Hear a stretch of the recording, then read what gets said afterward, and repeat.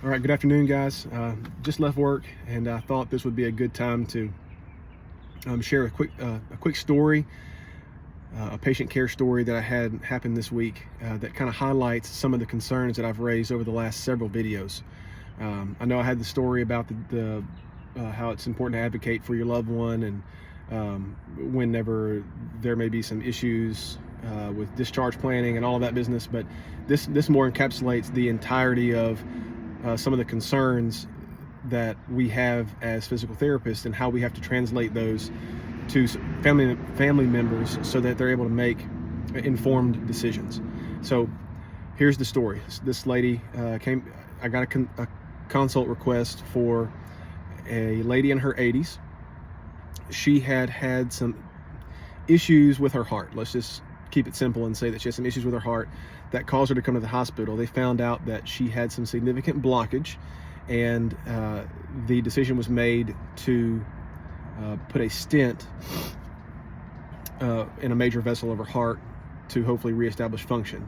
Her ejection fraction, which is how efficient your heart pumps blood, okay, it's how good is it at pumping blood out of the heart, basically.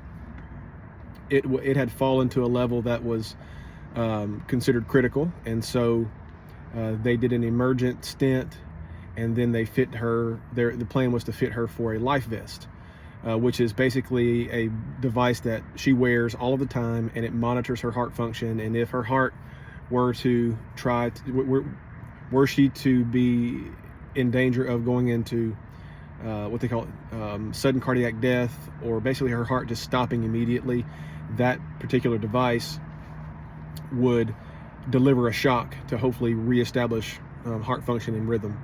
So, however, it started off fairly routine, as routine as something like that can be. However, she was in ICU post-operatively after the stent, to monitor. She was needing some medicines to help keep her blood pressure up, and so on and so forth. So she needed to be in ICU. Excuse me.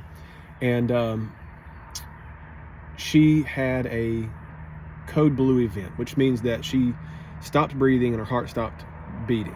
Okay. And they had to do ACLS, basically advanced life support for her, and it was successful, and she pulled through and came out of that particular situation.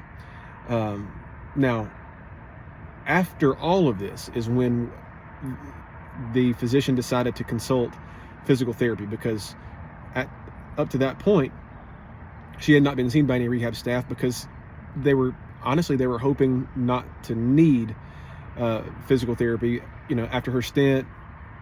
And because after her stent being placed, they were hoping for a pretty quick recovery to get her back home. Well, when I did my therapy consult and started asking her some questions about her prior level of function and all of that kind of business, I found out that she lives in a 2-story home, okay, by herself, and was able to walk, move around, take care of all of her basic mobility needs, go to the bathroom, dress herself, bathe herself, toilet, fix food for herself, do light housework, drive herself to and from appointments, go to visit family, and so on and so forth. She was able to do all of that without any assistance. And when I was going through my evaluation, I started to ask those kinds of questions to get a better idea on how she functioned normally at home. And then we went into the kind of the main part of the evaluation, where I started to see what she was capable of. And let's just keep a long story short, and say that she needed some significant assistance to complete almost all of her mobility. Okay, she required moderate assistance to sit up. So from laying flat, she needed moderate assistance. So I had to provide 50% of the assistance in order to just go from laying down to sitting up. Okay, she needed moderate to maximum assistance to stand, just to stand from the edge of the bed, and she could only walk. I think she took 2 side steps on our first visit. Okay, So we get done with the evaluation, and I'm kind of covering all of the impairments that I found and how we're going to help her, recover, and what to expect from physical therapy while she's in the hospital. And then I ended the conversation how I always end the conversation with my patients on their first visit, is I ask them, okay, what is the plan that you have in place for discharge? Because I want to see kind of where they are, what they're thinking about their own ability to, as it relates to, am I ready to go home? And so her son was there in the room throughout the evaluation. He was watching everything, and he spoke up very quickly, and he said the plan is to go back home. And I said, okay. I said, based on how she performed with me during this evaluation for physical therapy, do you think that is the best option for her? Do you think that is the safest option for her? And he says, well, I'm not sure. What do you think? I said, well, I would have major concerns with her going home alone right now. And he said, well, she's not going to be alone technically. Somebody's going to be there with her for a few days. So that prompted me to ask questions about what he thought someone being there meant. I said, okay, well, who's going to be there? Well, it will be, and he said, it will be myself, and I'm going to kind of trade off with my sister once she comes into town. So right there, I know that the other sibling that is coming in doesn't live close, okay? So she was driving in from out of town.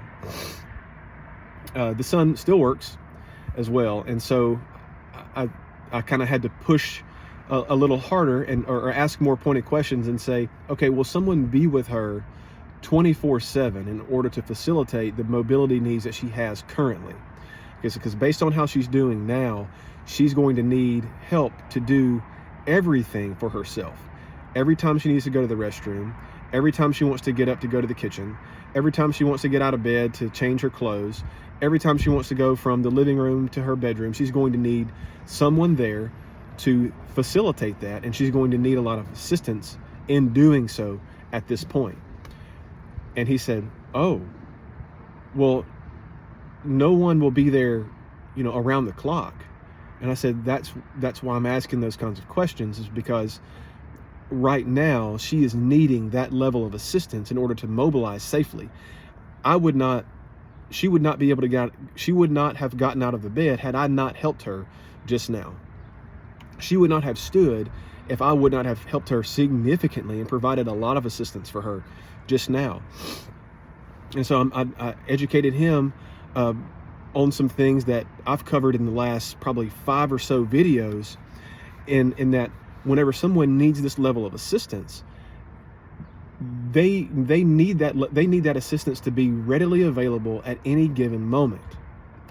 In order for me to recommend that particular patient be safe going home, that the family would have had to assure me that they could provide 24/7 assistance and supervision to the patient so that she could mobilize like she would need to be mobilized at home.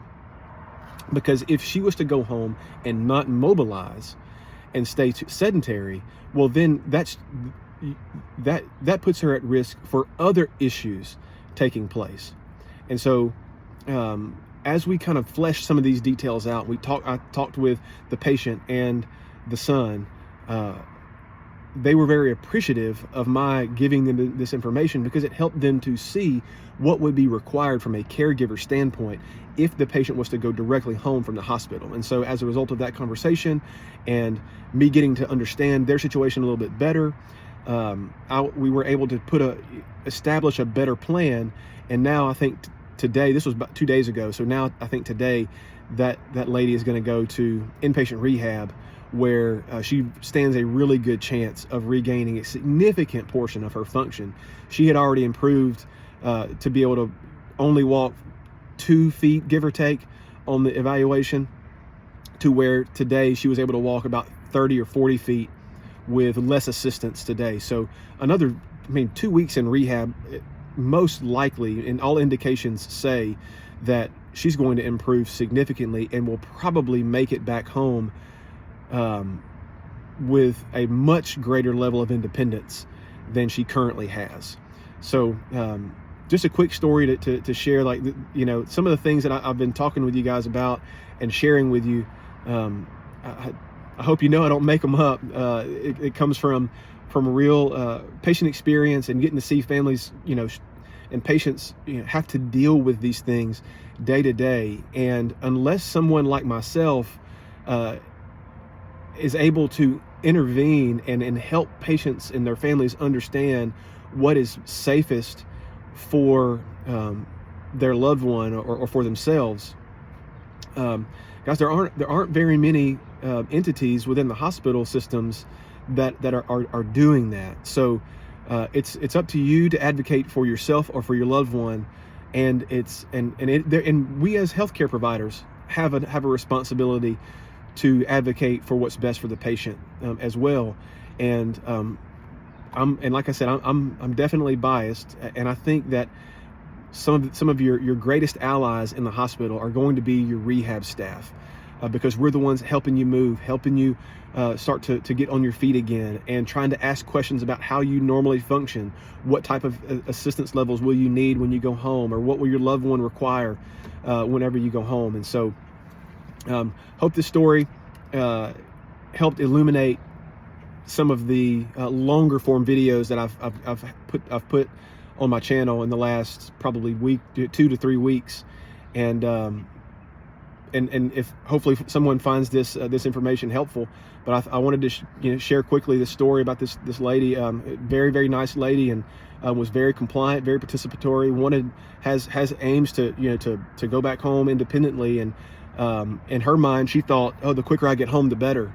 And we were able to kind of help her see that, and the family see, hey, maybe there's a better intermediate step before I get home, so that when I do make it home, I can function safer. So as always, guys, stay tuned on my channel. More stories like this to come, more detail on considering safe discharge and how that can look for you or your loved one inside the hospital, or as you're approaching discharge from a hospital. So until next time, remember, you can't go wrong getting strong. And this is Jeremy with the Hospital PT. See you next time.